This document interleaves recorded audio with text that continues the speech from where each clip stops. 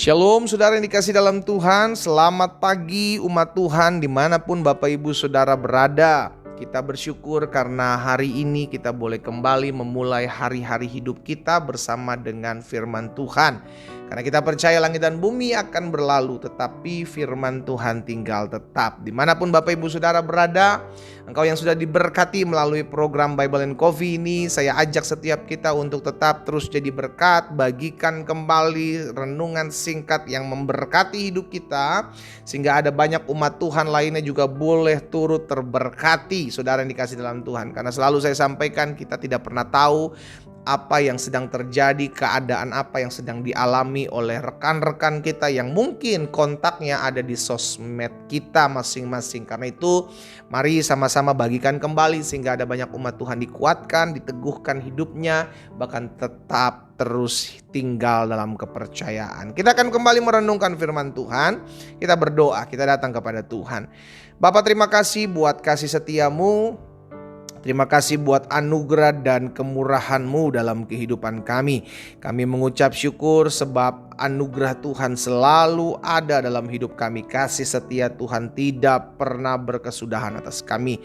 Kembali kami akan merenungkan sebagian daripada firman-Mu. Roh Kudus urapi kami dengan roh hikmat dan wahyu, sehingga kami mengerti akan kebenaran, dan biarlah kebenaran ini yang merdekakan hidup kami. Di dalam nama Tuhan Yesus Kristus kami berdoa. Haleluya. Amin, amin. Puji Tuhan. Nah, saudara yang dikasih dalam Tuhan, hari ini saya akan membagikan satu kebenaran firman Tuhan. Ada suatu peristiwa, ada suatu keadaan yang memang kita perlu pelajari hal ini, karena seringkali kita juga menghadapi sama seperti murid-murid. Hanya mungkin case-nya berbeda ya. Kita lihat sama-sama Lukas pasal 8 ayat 23 sampai dengan ayat 25. Lukas pasal 8 ayat 23 sampai 25. Dan ketika mereka sedang berlayar, saudaraku, Alkitab mencatat Yesus tertidur. Jadi Yesus ada bersama-sama dengan mereka dalam perahu.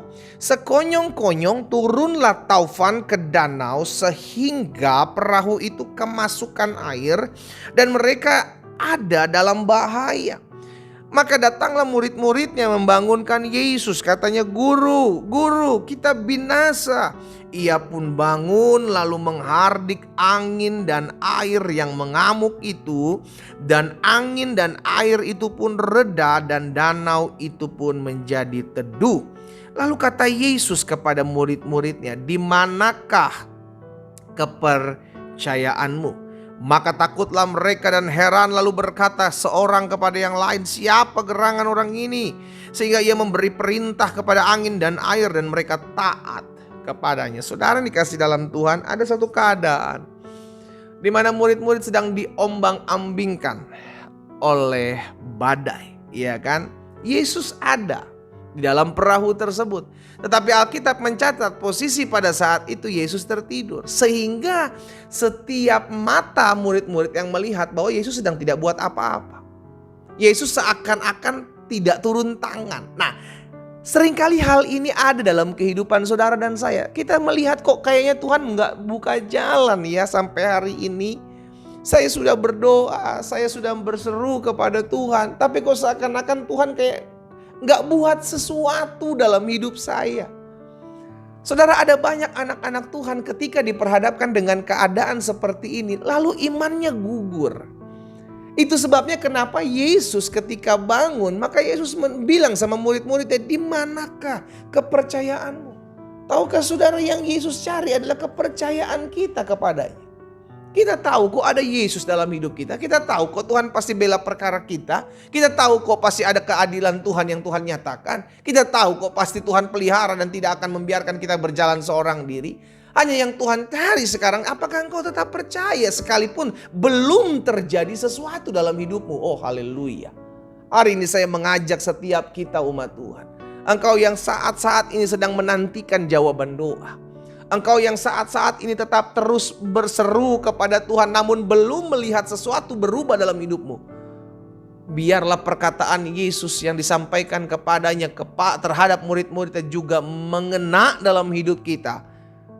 Tuhan mau setiap kita tetap percaya sekalipun kita belum melihat sesuatu terjadi. Amin. Tuhan mau setiap kita tetap percaya sekalipun kita belum melihat apapun terjadi dalam hidup kita. Saudara, Abraham pernah mengalami hal ini bersama dengan Sarah. Waktu terus berjalan, Abraham dan Sarah semakin tua, padahal mereka sudah mendapatkan janji Tuhan bahwa engkau akan mendapatkan keturunan yang besar. Bangsa-bangsa akan lahir daripadamu, bahwa keturunanmu akan seperti bintang di langit, seperti pasir di tepi laut. Tetapi waktu terus berjalan nih. Dia semakin tua, semakin tua, semakin tua. Namun Alkitab mencatat bahwa Abraham tidak kegoyang imannya. Abraham tidak goyah pengharapannya karena hidupnya disandarkan bukan kepada keadaan, bukan kepada kenyataan, tetapi kepada janji Tuhan. Apa janji Tuhan dalam hidup kita? Tuhan berjanji, Tuhan menyertai kita. Apa janji Tuhan dalam hidup kita? Percayalah bahwa ketika engkau mencari kerajaan Allah dan kebenaran terlebih dahulu, maka semuanya akan ditambahkan kepadamu. Apa janji Tuhan dalam hidup kita? Apapun yang terjadi tidak akan pernah melebihi kekuatanmu. Itu janji yang harus kita pegang, saudaraku. Itu sebabnya kalau hari-hari ini engkau merasa sama seperti yang murid-murid lihat, kok Yesus kayaknya tertidur ya, kok Yesus kayaknya tidak peduli ya, kok Yesus kayaknya gak turun tangan ya. Hari ini ingatlah perkataan Yesus kepada murid-muridnya, di manakah kepercayaanmu? Saudara, dalam Ibrani pasal 10 ayat 35. Ibrani pasal 10 ayat 35 firman Tuhan bilang begini, sebab itu janganlah kamu melepaskan kepercayaanmu, karena besar upah yang menantinya. Saudara yang dikasih dalam Tuhan, ada upah dalam setiap kepercayaan kita kepada Tuhan. Ada upah dalam setiap iman kita kepada Tuhan. Itu sebabnya saya mengajak setiap umat Tuhan dimanapun engkau yang mengambil bagian hari ini merenungkan firman Tuhan. Engkau mungkin sedang berseru sama Tuhan. Udah berapa tahun saya berseru pendeta, tapi saya belum lihat pertolongan Tuhan. Udah berapa tahun saya berdoa pendeta, tapi saya belum lihat jalan-jalan dibukakan. Saudara yang dikasih dalam Tuhan, seringkali saya menyampaikan hal seperti ini. Stop menantikan hasil. Saya ulangi sekali lagi, stop menantikan hasil. Kenapa saya katakan demikian? Karena Tuhan Yesus ajarkan dalam hal berdoa. Apapun juga yang kamu doakan dan kamu minta, percayalah bahwa kamu sudah menerimanya. Bukan akan. Dengan kata lain, kita beriman bahwa kita sudah menerimanya. Sehingga dengan demikian kita tidak lagi menantikan hasilnya. Kita beriman, kita udah dapat. Kita percaya, kita sudah terima. Jadi stop menantikan hasil. Tetap terus pandang Tuhan. Ada waktunya gini kan saudara, kita kan manusia ini punya konsep yang agak keliru. Sehingga akhirnya konsep manusia yang berkata pekerjaan yang paling membosankan adalah menunggu pekerjaan yang paling membosankan. Itu kan konsep manusia yang bukan firman Tuhan. Padahal firman Tuhan katakan orang yang menanti-nantikan Tuhan itu menunggu saudara akan mendapat kekuatan yang baru.